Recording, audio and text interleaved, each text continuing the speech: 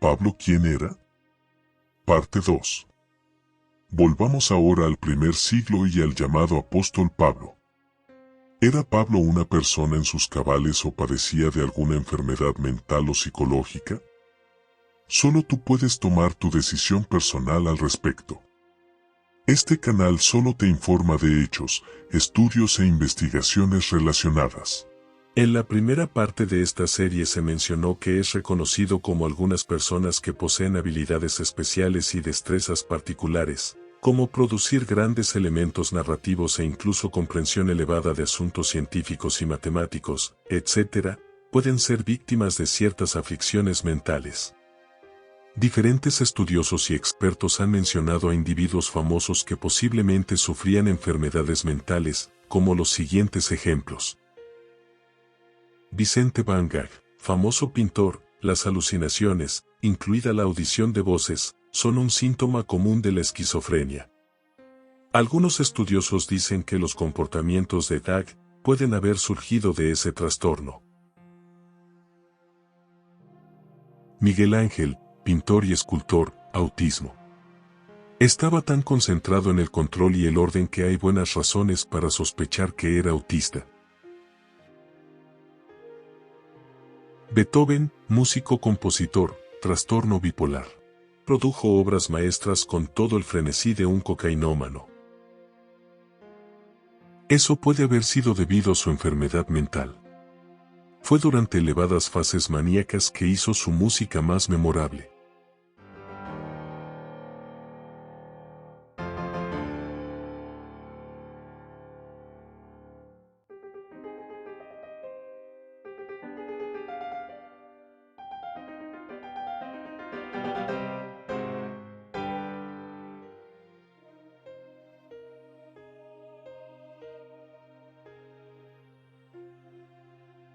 Pero hablemos ahora de otros aspectos relacionados con Pablo, aparte de su estado mental.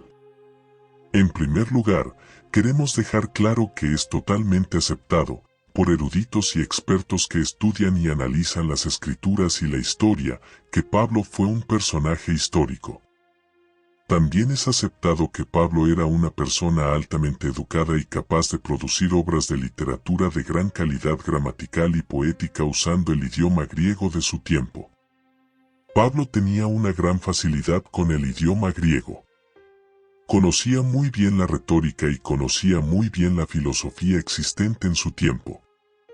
Pablo tuvo que recibir cierta educación de alto nivel en un periodo de tiempo en el que tal vez el 85% de la población del Imperio Romano no podía leer ni escribir. Era un autor capaz de razonamientos filosóficos contundentes. Pablo, de manera magistral, era capaz de combinar elementos estoicos, elementos platónicos medios y relacionarlos con las escrituras hebreas y con los entendimientos preexistentes del mundo grecorromano. Era capaz de producir en sus lectores emociones profundamente sentidas usando expresiones muy hermosas. Ver Gálatas capítulo 5 y versículos 22 y 23 y primera carta a los Corintios capítulo 13 versículos del 1 al 8. A tal grado es así, que los eruditos hablan de lo que hoy se conoce como la teología paulina. Pablo era dinámico, un individuo aparentemente valiente y una figura muy vívida. Los eruditos y expertos en los estudios de la Biblia generalmente están de acuerdo en lo siguiente: en lo que se conoce como el Nuevo Testamento, NT, se encuentran aparentemente a 4 Pablos diferentes, no uno, sino 4, y cada uno es bastante distinto de los demás. Existen 14 documentos en el NT relacionados con Pablo. Esos documentos caen en 4 niveles cronológicos distintos. Son esos niveles cronológicos que nos dan a 4 Pablos diferentes. Nivel 1, el auténtico Pablo, 7 cartas escritas por Pablo, durante los años 50 a 60. Esas cartas originales son 1 Tesalonicenses, Gálatas, 1 y 2 Corintios, Romanos, Filipenses y Filemón, años 50 a 60 DC. Nivel 2, cartas atribuidas a Pablo, pero en disputa por los expertos, escritas durante los años 80 a 100. Las cartas en disputa son 2 Tesalonicenses, Efesios, Colosenses.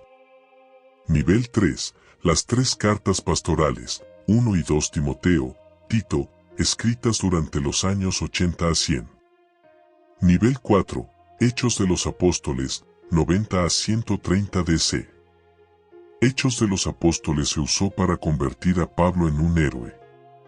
Se usó para desechar los grandes desacuerdos existentes en las diferentes eclesias y así suavizar los problemas históricos existentes en ellas.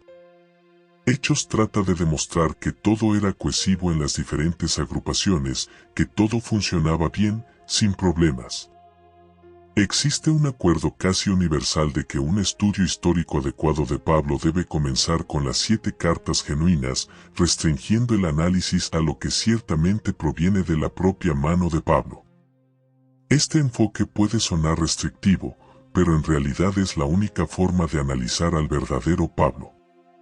Nota: para este tipo de estudios se debe comprender lo que el canon de las escrituras griegas ha hecho para ocultar las realidades históricas. El canon lo consigue alterando la auténtica cronología del orden de los escritos.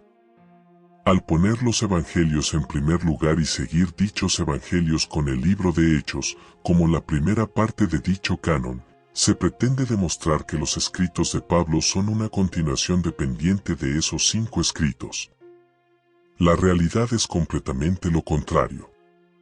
Los primeros escritos relacionados con el desarrollo del movimiento iniciado por Jesús son las 7 cartas auténticas de Pablo.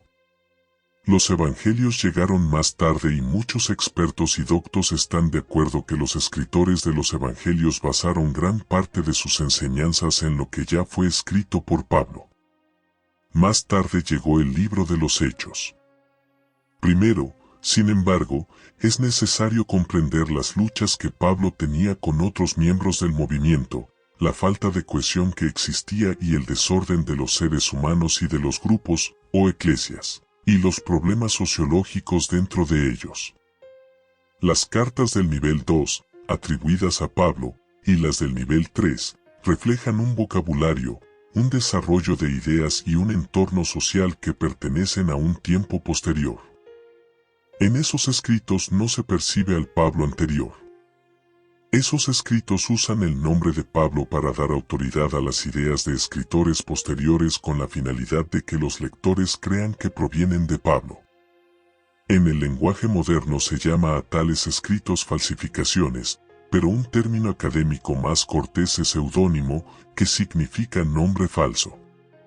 Posiblemente esos escritores posteriores pertenecían a un grupo de seguidores de Pablo, algunas décadas después de su muerte, que querían honrarlo continuando su legado y usando su nombre para defender puntos de vista con los que suponían que seguramente Pablo mismo hubiera estado de acuerdo.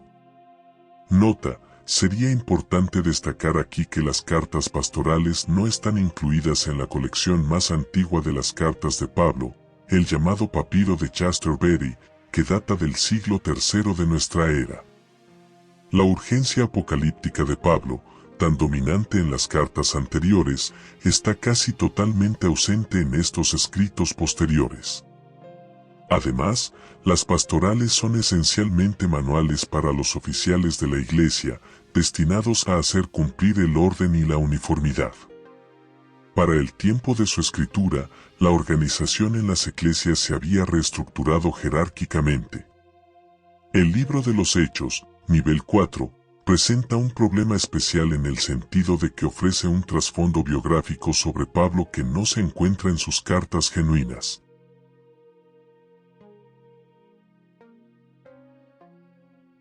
El documento más antiguo que tenemos de Pablo es su primera carta a los tesalonicenses. Es una carta intensamente apocalíptica, con la meta de preparar a su grupo para la inminente llegada de Jesús en las nubes del cielo. La orientación apocalíptica de Pablo, junto con todos los judíos de su época, se derivó de la contundente influencia apocalíptica de la sociedad judía en la que nació, creció, vivió y en la que recibió su educación juvenil. Como ejemplo, podemos citar aquí su supuesta experiencia cósmica.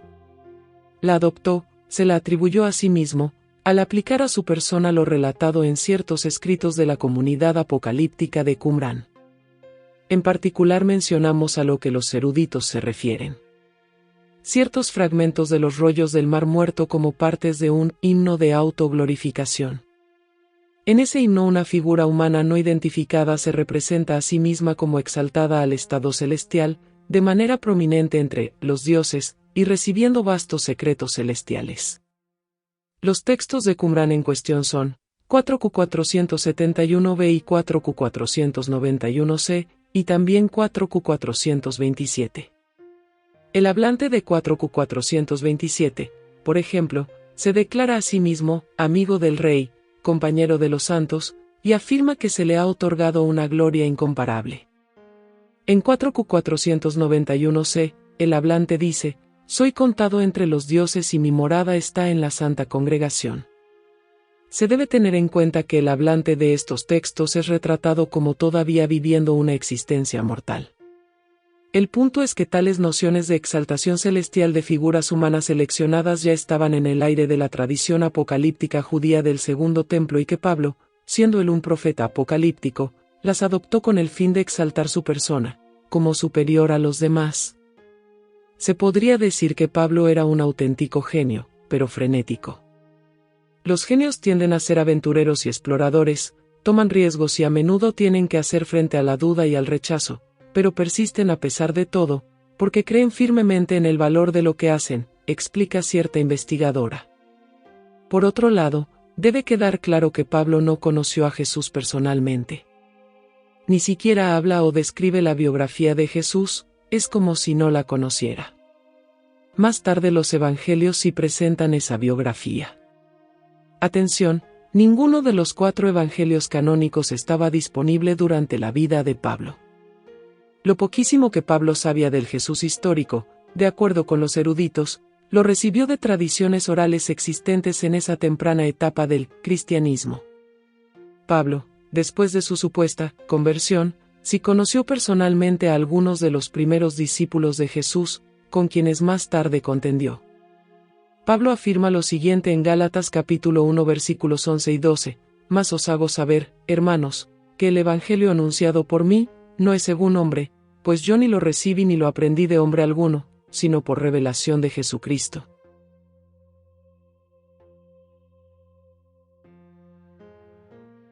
Está claro que Pablo pensaba que poseía un evangelio único. Un evangelio exclusivamente suyo y, de hecho, contrario en muchos aspectos a lo enseñado por los apóstoles de Jesús. Pablo dice haberlo recibido por una revelación. Apocalipsis. Según esa declaración, Pablo no necesitaba a ningún apóstol para confirmar su evangelio. Hoy también, muchas personas afirman hablar con Jesús y recibir mensajes directamente de él. Hoy también existen personas que, como Pablo, se han autodenominado ser apóstoles. Nota: Jesús eligió, de acuerdo con lo escrito en los evangelios, a 12 apóstoles. En ningún lugar de las Escrituras se dice que Jesús personalmente también nombrara a Pablo como apóstol. De hecho, cuando uno de los 12 tuvo que ser sustituido, fue, aparentemente, un requisito para el reemplazo, lo que se dice en el libro de los Hechos capítulo 1 y versículos 21 y 22. Entonces ahora tenemos que elegir a alguien que tome el lugar de Judas entre los hombres que estaban con nosotros todo el tiempo mientras viajábamos con el Señor Jesús, desde el día en que Juan lo bautizó hasta el día en que fue tomado de entre nosotros. El que salga elegido se unirá a nosotros como testigo de la resurrección de Jesús. Solo un varón que estuvo viajando con ellos todo el tiempo, podría ser elegido como sustituto en el grupo de estos apóstoles especiales directamente seleccionados por el mismo Jesús.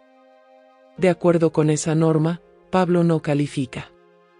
Atención, aparte de este grupo selecto, la palabra griega, apóstol, literalmente significa enviado. Sea que Pablo sufriera alguna aflicción mental o no, lo que sí se puede afirmar y probar usando sus propios pasajes bíblicos, es que, aparte de ser una persona capaz de producir dichos poéticos bien hermosos y enternecedores, era una persona insolente, narcisista y arrogante. Algunas características de la insolencia arrogante de Pablo. Pablo se opuso al liderato de los apóstoles de la Asamblea de Jerusalén que seguían el camino original marcado por Jesús y la ley judía. En cuanto a Pablo, tanto en sus cartas como en el libro de los Hechos, se muestran deficiencias de carácter muy severas. Estas deficiencias incluyen, entre otras cosas: 1. Insubordinación o independencia. 2. Celos. 3. Jactancia incesante. 4. Espíritu de venganza y 5. Enojo. Analicemos algunos ejemplos. 1 Tesalonicenses 2 y versículo 14 y 15, tal como ellos, cristianos en Judea, padecieron a manos de los judíos, los cuales mataron tanto al Señor Jesús como a los profetas, y a nosotros nos expulsaron, y no agradan a Dios, sino que son contrarios a todos los hombres. ¿Cómo puede un documento ser a la vez prosemita y antisemita al mismo tiempo? La respuesta, por supuesto, es que no puede ser.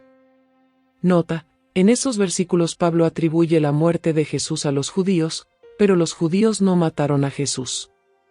Fue muerto por los soldados romanos bajo la orden de Poncio Pilato, que era un hombre de carácter inflexible y duro, sin ninguna consideración. Según el escritor Filón, su gobierno se caracterizó por su corruptibilidad, robos, violencias, ofensas, brutalidades, condenas continuas sin proceso previo, y una crueldad sin límites. Sin embargo, los evangelios presentan a Pilatos como una persona benévola, dispuesto a perdonar a Jesús. Según se explica en Lucas 23:4 y Juan 19:6 y 12.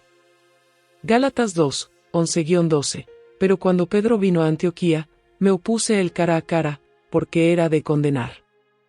Porque antes de venir algunos de parte de Jacobo, es decir, Santiago, que era el hermano de Jesús y el líder de la Asamblea de Jerusalén, él comía con los gentiles, pero cuando vinieron, empezó a retraerse y apartarse, porque temía a los de la circuncisión. Gálatas 5:12. Cómo me gustaría que esos perturbadores que quieren mutilarlos a ustedes mediante la circuncisión se mutilaran ellos mismos. La palabra griega usada por Pablo aquí, literalmente significa castrarse. Que se castren. 2 a los Corintios 11:5, 13, 22, 23 dice: en nada he sido inferior a aquellos grandes apóstoles. Porque estos son falsos apóstoles. ¿Son hebreos? Yo también. ¿Son descendientes de Abraham? ¿También yo, son ministros de Cristo? Yo más.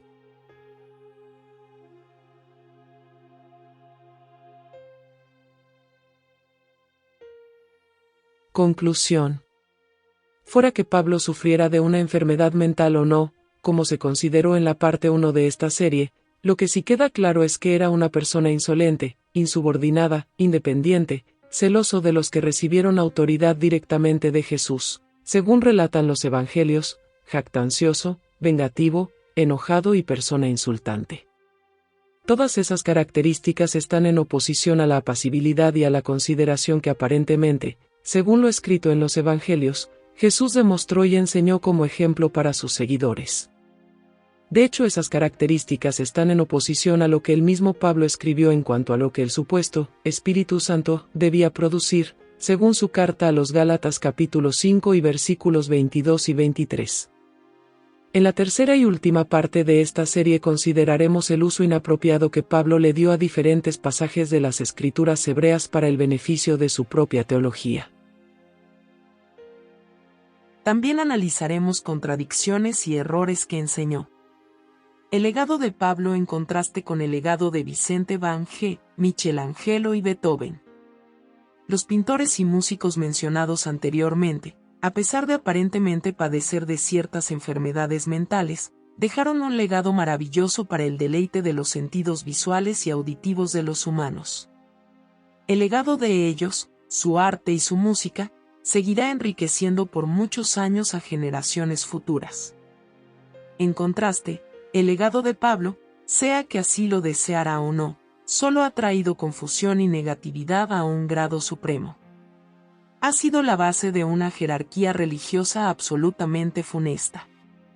Ha sido la base de los abusos religiosos más grandes de la historia humana. Desde el establecimiento de la religión católica hasta las religiones del día moderno, los líderes religiosos, según se les ha permitido, han abusado su autoridad para destruir, eliminar a sus opositores y mantener a sus súbditos bajo una esclavitud oscura y enigmática. Siguen infligiendo dolor mental y engañando a todos los que continúan sometiéndose a ellos y a sus doctrinas.